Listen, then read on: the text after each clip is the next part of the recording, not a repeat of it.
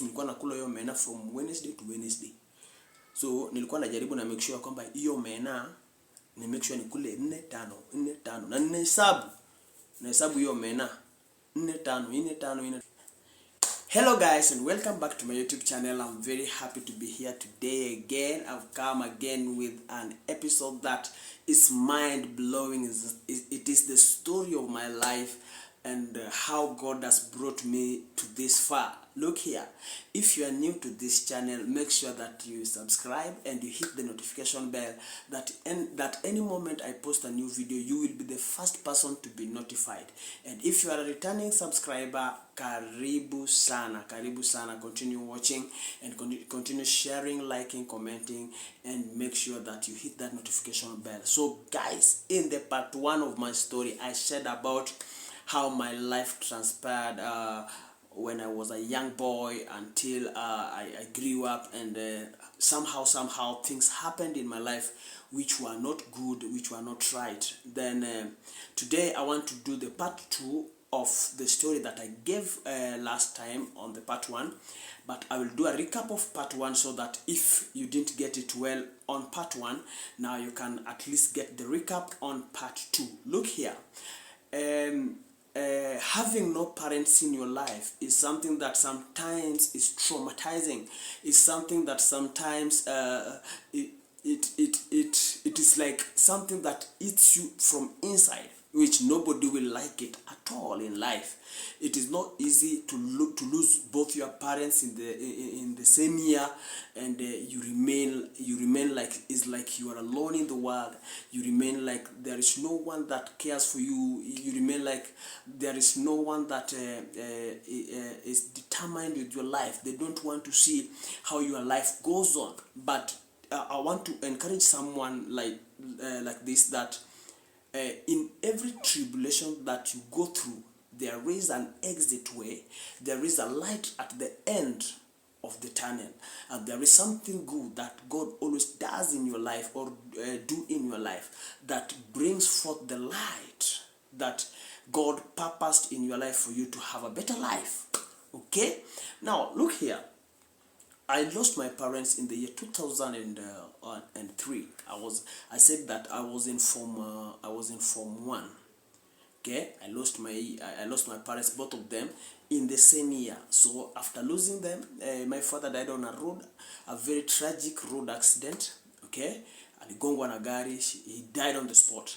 Then the same year, December, my mother, on 27th December 2003, my mother died. After kukula to Christmas, my mother died. So after alikufa, we laid her to rest. That was on 31st. So sisi tarehe moja tulivuka, watu kama mama yangu amefanywa nini, kama mama yangu amezikwa. Tarehe 2 tulibeba tukapelekwa kwa shosho. Okay, we were taken to our grandmother's place. So we were separated. There are some of my siblings, we are 8 in total. Some of my siblings were taken to my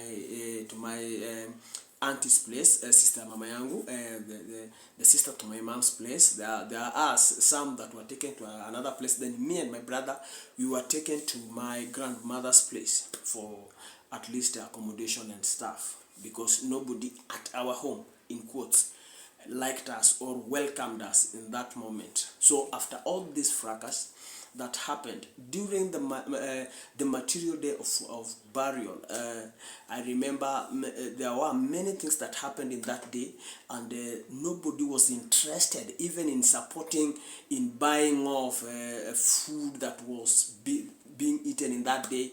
Nobody was interested in supporting anything in that home. Nobody was interested. Hakuna hata mtu mmoja mwenye alikuwa na interest of supporting what was happening in that home. The reason why I'm posting all these things, so that it remains like a remembrance that one day there are things that happen. You know, most of the time we forget with life. The more life goes, we forget with the things that happened hapo kitambo. We forget. But I think on social media like YouTube, Facebook, these things don't. Facebook never forgets, or YouTube never forgets. So when I post this thing on YouTube, at least watoto wangu, if they can follow up with my they can follow up on my YouTube channel, they will come up to this story and they will know what happened kitambo. Okay, so that's why social media is somehow good, whereby we put our archives, their stories, it is what happened. Now I remember this day, what happened at our home is that many people, many brothers to my father, uncles at home, they were not friendly to my family. They were never friendly to my father and my mother. They were never friendly, and most of the time they were fighting. There was fighting in that home, and it was very bad. It was very fierce. I remember even my father fought with the wife to the brother. Akamuuma kidole, that hiyo kidole yake kabakingi hivi mpaka akakufa. So that thing ilileta issue sana home, until tuliishi maisha ya we never trust each other at home, and we lived like enemies. And and we are the same family, we come from the same root, but we lived like enemies in that home. Number one, we live like in that home there are people who goes to different religions. We are in this religion, the other family in the other religion, the other family in the other religion. So there was this thing called division in that family, okay, the entire family. So when my mother died, there was those fracas and problems in that home. So nobody accepted us after the burial. So it forced my grandmother to carry us, all of us, to go, me and my brother, to go with her to her homestead in Bondo in Kisumu. So I went together with her. So we decided to stay with her because that was a safe place for us to do what? For us to stay in. So I stayed with them. Then they decided, because I had finished class 8 in 2002. So after finishing class 8, I was in Form 1.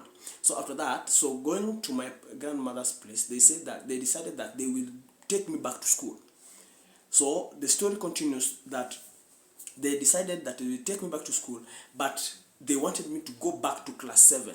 Okay, they wanted me to go back to class 7 so that I will start afresh.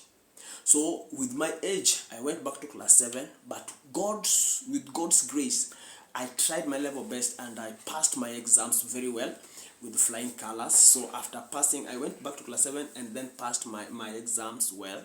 So after passing my exams, it was a time for me to go to Form 1.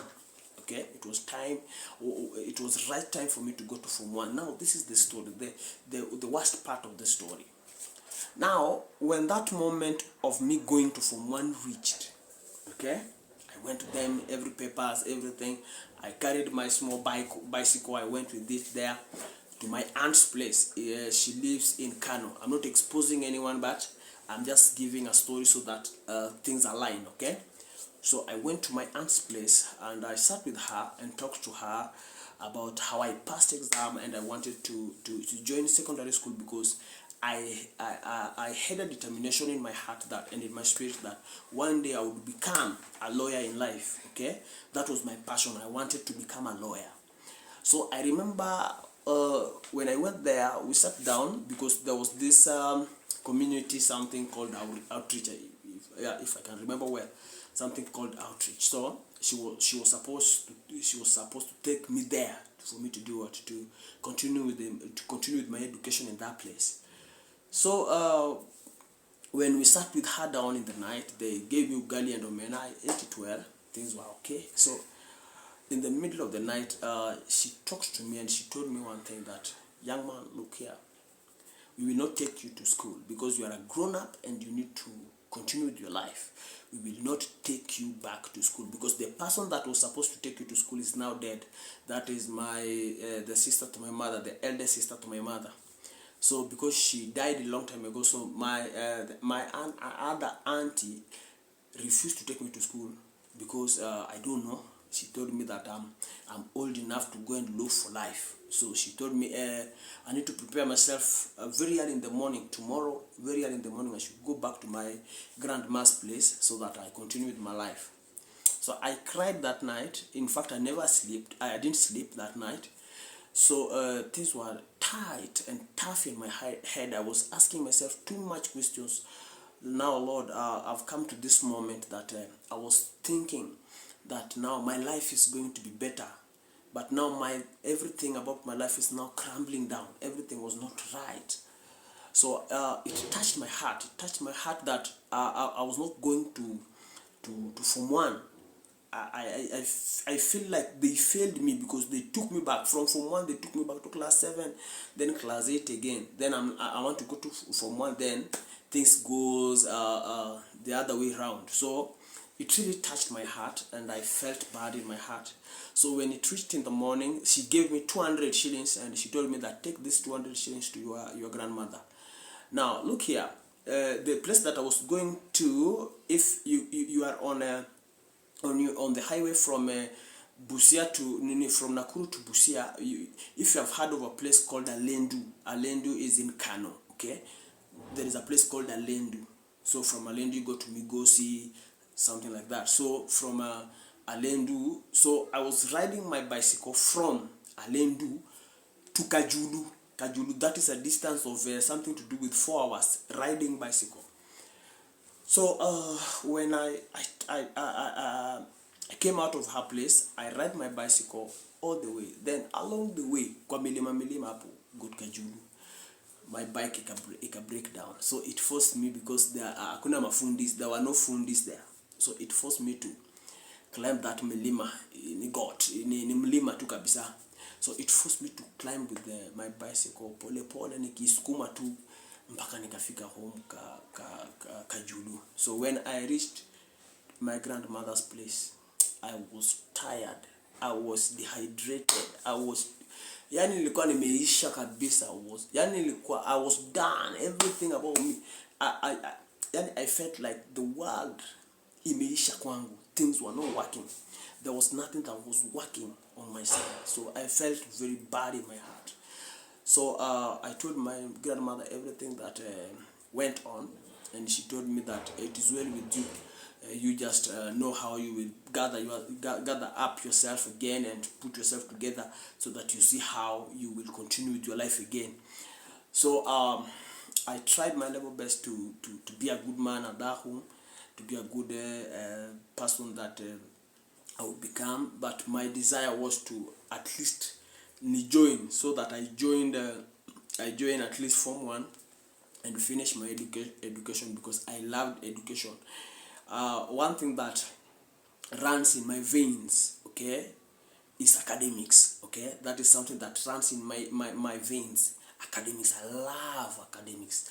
Napenda mambo na shule sana. I love school. So when I stayed in that place, so I decided to go back to my former primary school to become they call it a UT, and trained teacher. So because I was good in sciences, I was good in mathematics, I was good in GHCR, so I went back to school to help my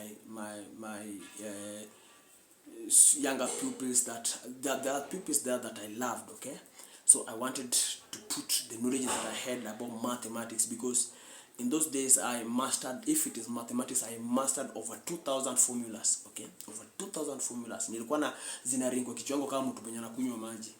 Science was something else. I was wow. When you look at that certificate, we call class 8. My friend, mathematics I got A, science I got A, GHCR I got A. Which subject again? We were doing Kiswahili and English. I think there were 5. I remember. Wakati wa Kibaki, I think there were 5. Kiswahili and English. So my challenge was English. Okay, nilikuwa na English, but I tried. I got B minus. Okay, I just got B minus on it. I tried because ilikuwa hard kwangu. I didn't know how to separate the continuous tense and the past participle and what those things. It was a hectic moment for me in those days. Okay, but the other lessons I was just fine. So I went back to school to start at least training the kids, and the teachers were giving me something small at least for upkeep, because of the good work that I was doing in their school. Okay, and I was trying my level best, so at least I raised they called it mean score, okay, of those subjects in that school. So after all this, along the way nilikuja nikakosana. I broke up with my grandmother, and there is something that came up, and she talked to me very harshly. She talked to me very bad. even it's like I was not part of that family. She talked to me very badly, and that thing provoked me. I remember I went somewhere, took some logs of tree, then started cutting them. Then along the way, she came up. Hey, why are you doing this? So she started shouting at me at night, and she told me, go back to your village. I don't want you in my house. She talked to me very badly, and she told me, go back. Go and bury your mother. Okay, go take her. Then ask her where she brought you from, or she brought you from. Okay, because I was asking myself, why are they treating me this way? Because things were rough on my side. Why are they treating me like I'm a stranger? I'm not part of that family. Why were they treating me that way? So when she told me to go and remove my mother from the grave and ask her where she brought me from, that thing hit my mind, and I asked myself different questions, because I remember my mother telling me that while she was giving birth, there was 3 women in the hospital. Then there was a Kikuyu lady, then her, and there was a Ugandan lady. Okay, so I remember those stories. Now, the other day, my brother now telling me that we were twins again. So there are things that were happening that I didn't understand. So after talking to me that badly, so I decided now it is like this is the end of the road for my life. So I decided to do what? I decided to pack my things that night. So I packed everything that I had that time. I packed everything that I had, and I said that I'm going back to my village. I'm going back to my village to go and stay in my village. Okay? So when she talked like that, and she cursed me. She laid a curse on my head. But because I was young, I didn't understand the cause of that. Okay? I didn't understand the error that will come in my life after that. Now look here. There are things that somebody can speak on your life, somebody can proclaim on your life, but because you have no clue, or you don't have the know-how on what they are talking about, you will not understand the weight of it until when you see your life going upside down. That is the moment whereby you will realize that whatsoever they spoke about your life is coming to pass. So I didn't know. So I carried my bag and then decided to go back home. So I walked from that place to Kisumu City. Look here. It is not a distance like from town, from let's say from Umoja to town. It's not something like, it is a close distance, my friend. Walking from my grandmother's place to Kisumu town was 4 hours walking. 4 good hours. Unatembea mpaka unasikia kwamba miguu yako inawaka moto. So I had, I think, 250 shillings. So after reaching Kisumu town, I decided to take a matatu to my hometown. So I took a matatu. They charged me 150 bob. Those days kutoka Kisumu mpaka Ugunja was something to do with 100 or 150 shillings. So I paid that, then I went home. Upon reaching home, I met this the wife to my uncle, okay, the brother to my father. So because that was the soft landing place that I thought that I will land, then things will work better for me. At least I will program my life. I put my life together, and things will work out for me. Now look here. When I reached home, she asked me a question. She told me, "Are you hungry?" And I told her yes. Look here, I entered kitchen. She told me that go enter kitchen, you will find the githeri there. Oh, yeah. So when I entered kitchen, the githeri that I chemushad, my friend, I boiled that githeri. Then after taking that githeri, putting it on a plate. Hey, Jesus. That's why I want to tell these stories, because I don't want to forget them in the future. You know, when people continue to grow, you grow old, and you tend to forget. Okay. So after warming it up, then putting it on the plate. So kufika tu kwa meza, reaching on the table, taking a spoon to go to do like this. Ilikuwa imejaa vidudu, worms. Hey. I asked myself, why is she doing this? Why is she giving me something that has rotten? Why? Why is she doing this? It was bad. Then I told her. She told me, if you cannot eat it, take it back. Oh yeah, I cannot eat vidudu. I cannot eat worms. No, I carried that plate. I took it back. And she told me, because you have taken it back, now pack your things, go. I don't want to see you in my home. I don't want to see you anywhere. So I carried my bag again. I'm a visitor today after many years. I'm a visitor. Then you're chasing me out. So I carried my bag, went to my another aunt's place. Okay. So I went there. So reaching there, that lady was looking at me like, but I didn't care because I didn't have anywhere to go. So you are the only people that I know in this home. So you must take care of me no matter what. So you must. So I decided to go into her house and speak to her and tell her everything that I wanted. So she told me, now for you to stay in my house. Now these were the conditions. I was given conditions in that home.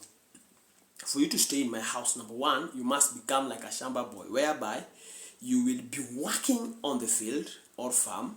You will be working on the farm. For you to eat, you must work on the farm. So because I wanted somewhere, at least I can eat and sleep, I accepted, and I decided that is what I will do. So after me accepting that, she gave me somewhere to sleep.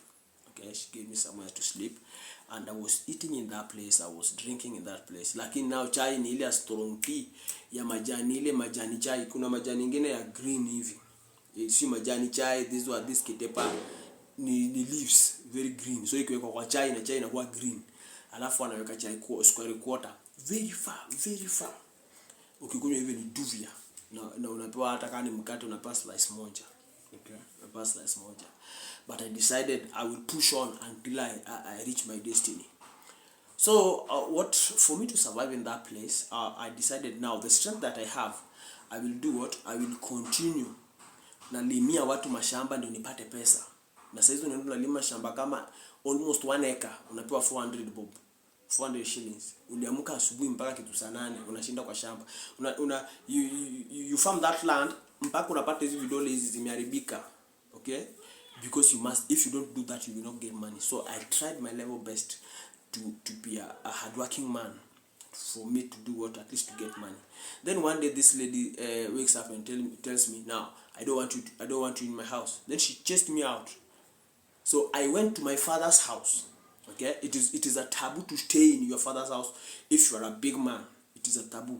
So because I didn't have a place to go, in our place we call it gunda. My father akutoa boma.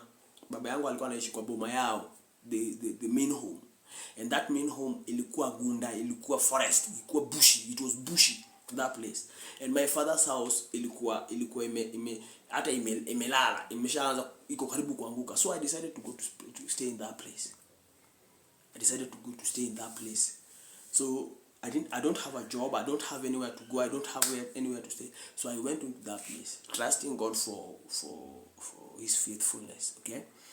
So I most of the time I was sitting in that place crying to God. I was asking God, why did you take my mom? Why did you take my father? Why did you do this, God? I was staying there alone in the night. I cry, and things were not happening. I was asking God, open a door for me to survive. Because getting money in the village is not kama Nairobi. Nairobi at least unaweza kufulia watu nguo and you get money. But in the village you cannot do that. When things hit you well, my friends, zinakubox mbaka ushangae. Getting a credit, you getting what? It is no easy. It is no easy at all. So while I was sitting there, God connected me. I think I spoke about it in the part 1. God connected me with a Kamba lady called Pastor Kavuli, Mary Kavuli. Mary Kavuli was the person that God spoke to her. She told me that God spoke to her, that she will be giving me something. So I don't know if God spoke to her for her to give me 50 shillings. I don't know. But she told me that every Wednesday I should be going there for her to give me 50 bob. So I did appreciate it because I didn't have a job. Yeah, ukipata mahali unapata 50 bob every Wednesday. Glory be to God. So I went there. She was like my small God. So every Wednesday niko hapo saa 8. Nataka 50 bob. So I stand there like a Mungu spark. Nangoja pesa. So if I go there, I find her, na nikose kumuona, she was she always leave a message to the assistant who was working there again, ya kwamba when that man comes on this day, make sure that you give her 50 shillings. So kwa naendanga hapo nachukua 50 bob, na nunua nayo unga gorogoro ilikuwa 15 bob, plus kushiaga ni 5 bob, that is 20. Then nanunua omena blue band moja, okay, blue band moja omena ilikuwa 10 bob, okay. Then nunua sukari quarter ilikuwa shilingi 11. So unapata nabaki na almost 9 shillings ama 7 hapo roughly. So hii pesa yenye imebaki juu na make sure na save, naweka hapo, yani in case kitu happen, kiberiti kiisha, nitakuwa natumia ama mafuta taa. So na make sure kwamba nitafute na mafuta taa, na hii mafuta taa ilikuwa inaakishwa, taa inaakishwa wakati wa kukula peke yake, lakini hizo zingine napika kwa giza, okay. That is a testimony. Kwa napikanga kwa giza, napika ugali kadogo omena 4 ama omena 5 na supu kiasi, unaona, ndio nipate kusurvive at home. So I continued like that for I think was it 2 years. I think for 2 years nilikulanga omena mpaka omena ikaanza kumea kwa tumbo. Nilikula omena for 2 good years. That's why when I see mboga I ran away. Nilikula omena mpaka tumbo yangu. Even today I love omena like somebody who loves pizza. I love omena. Omena sustained my life in the village for 2 good years. Omena in ugali. Hakuna kuchange diet, no breakfast, no lunch, supper, because ukijaribu kula lunch omena itafika, because nilikuwa nakula hiyo omena from Wednesday to Wednesday. So nilikuwa najaribu na make sure kwamba hiyo omena ni make sure nikule 4 5 na nahesabu hiyo omena 4 5 ndio ifike the hiyo wiki nyingine. So ikifika hiyo wiki nyingine unakula omena imeanza kukua kali kwa sababu ime expire kwa sufuria. Unaona, nilikuwa nakula hiyo omena imekuwa kali. So ile ya mwisho at least inakaa tamu. Hiyo omena inakaa tamu. Sasa kikaa tamu ndio sasa naikula nikimalizia. Things were hard. Whoa, things were hard on my side. But I thank God ya kwamba God saved me from all those things. God saved me from all that. So after all this, I tried my life. Now this one is called exclusive. And now I'm speaking everything out, not hitting around the bush. Now I'm going bit by bit on this testimony so that you understand better why I'm talking about all this. So that you know the people that you can put your trust on. It is not good to put your trust on men. It is not good to put your trust on men. My own people rejected me. My own people called me names. Now, on part 3 of this video, I'm going again to talk now about my lifestyle now in that home for those 2 years, and what I experienced and what I went through in that home, in that house for 2 good years. Okay, so make sure that you stay tuned for part 3 of this video, because my last story will blow up your mind. My life history will blow up your mind. So in part 3 I will talk about how my uncles called me names, how they called me that I'm a witch. I don't know how witch do their things. They called me names, a night runner. They called me. It was bad. Okay, it was a very bad story. It was very weird story, but God has helped me. Okay, so if God helped my life, God can help your life. So if you love this video, make sure that you hit the notification bell, that when I post another video, the part 3 of this video, you will be the first person to be notified. And make sure that you share this with your friends. Make sure that you share it with your family friends, so that at least it can help the life of another person. Okay, when we share our story to elevate another person's life. We don't say it for us to get pride or to be proud of it. It is not something that is good when you go through tribulations or difficulties in life. Okay, but it's for a purpose. So guys, see you in the next video. I love you all. Bye.